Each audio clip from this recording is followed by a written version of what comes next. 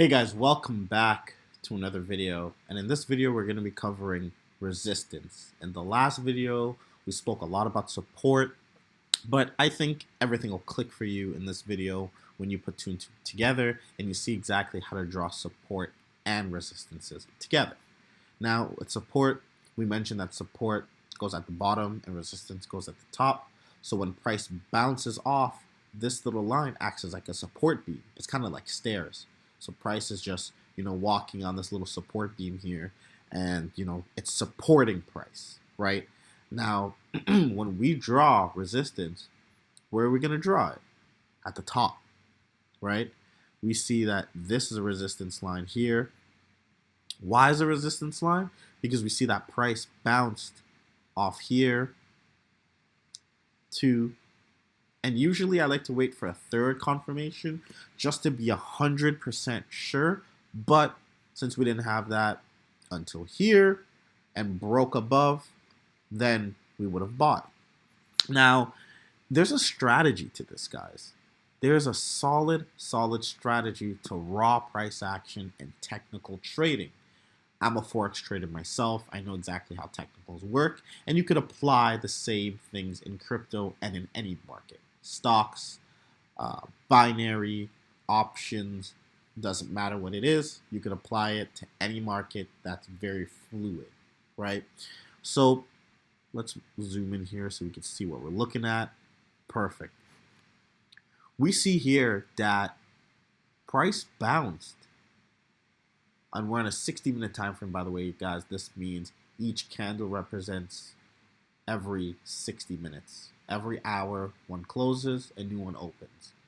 Everyone sees that, and we see that the price is right here. In the next 48 minutes, a new candle will appear and emerge, and we'll see exactly where it appeared and emerged. So when we take a look, we see that the candles bounced here, here, and the third time it failed coming down. Now it bounced here again. So we're going to look at after the dip. So it bounced here, it dipped. It bounced here, it dipped. We're looking for one more. And the third one signifies the most important thing. Is the third bounce going to bounce and then shoot down? Or is the third bounce going to hit the support line and break above it? Like this candle here. See, this could have avoided a big loss right here, because you guys always want to wait until the candle that actually touches the line, not the wick, the body of the candle actually touches the line. After it closes and a new one opens, then you execute your position, right? So we see here that this candle, it touched it, it broke up, and it closed above. So this candle broke above it with the body and closed above it. That signifies a huge, massive movement of where price is going to go next. So after it closed, I would have been like, you know what? I'm going to buy it right here. It's the perfect time to buy.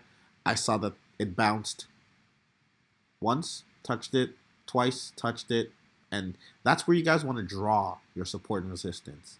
After the two, you want to wait for a third one. This was the third one. It actually touched it. I'm not looking at these little guys because these little guys didn't touch it. These two big guys touched it. 1, 2. Awesome. These little guys didn't touch it. They didn't come close, because you want to see, okay, it touched it previously with the wick, but it didn't close above it. Touched it with the wick, didn't close above it. Touched it with the wick, didn't close above it. Touched it with the wick, did not close above it. But this guy touched it with the wick and ended up closing above it. That should be your entry point. This candle here should be your entry for a buy, because anytime the market goes up, you want to buy it. Anytime it goes down, you want to sell it. Very, very, very simple stuff. So as soon as we saw that the break happened and the close of that candle happened, we bought it. Now what happened? Look at where price went all the way to. We were just looking to pretty much get out around here, right? Price was here. You probably made way more than 25% gain around this area here. Remember, we are on 60 minutes. That's a big movement in price. Price went from 0.55940052, and I'm looking at price on the very right side here.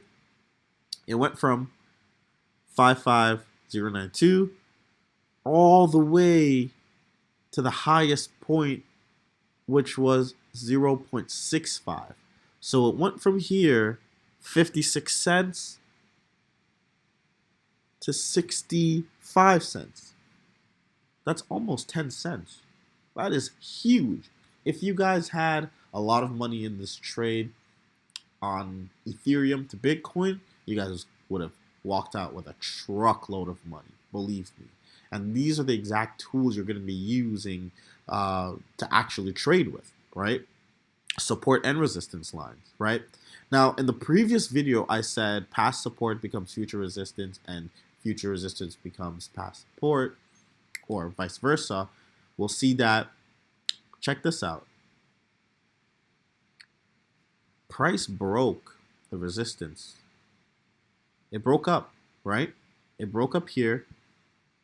Now, what happens if I stretch this resistance line out? All the way here.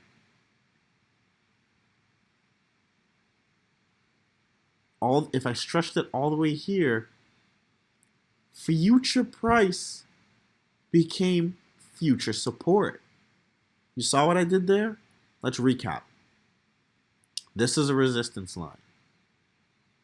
Price is trying to struggle to break above resistance with these candles here. Finally broke it, but when it came down, guess what it came down to? Support. Past resistance becomes future support. Past support becomes future resistance, vice versa. And it will always be like that. It has always been like that in every market. And that's what you guys have to use to your advantage. Make sure you guys write this stuff down. It's a lot of information to take in, and it will completely change your dynamic to trade. That's it for this video, guys. I hope you guys stayed well informed. I hope it was good content and you learned a lot and it was easy to digest and understand. I'll see you guys in the next video.